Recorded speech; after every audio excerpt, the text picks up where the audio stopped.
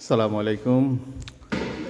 আজকে দেখাবো আপনাদের কোরিয়াতে আমরা প্রবাসীরা কি খাবার খাই। কোরিয়ানদের সাথে একসাথে খাবার খাই। আবার সর্বপ্রথম আমাদের এখান থেকে প্লেট নিতে হয়, তারপরে এখান থেকে ভাত, তারপরে এখান থেকে এই যে কোরিয়ান খাবার, এটাকে বলে কিমচি, ফেসোকপি বলে, বাঁধাকপি। তো এই তারপরে একটা হচ্ছে আপনাদের সাগরের শ্যাওলা, তারপরে এখান থেকে চামিচ নিতে হয়।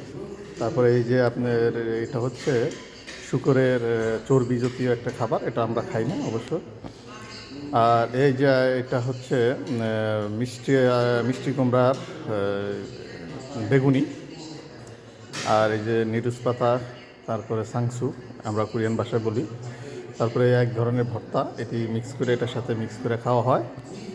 আর এটাও আপনার শূকরের মাংস, এটা আমরা অ্যাভয়েড করি, খাই না। আর এখানে মজার জিনিস হচ্ছে শামুক। শেষ হয়ে গেছে, সবাই খাওয়া দাওয়া করছে, অনেকে আগে, এবার কেউ আগে আসে কেউ পরে আসে। এই শামুকের স্যুপ বলা হয়।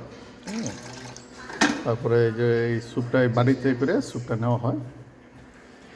তো আমাদের কোরিয়ান খাবার এটা আমাদের পার্সোনাল রেস্টুরেন্ট, এখানে আমরা বসে খাই। এটা আমাদের কোম্পানি রেস্টুরেন্ট, হোটেল।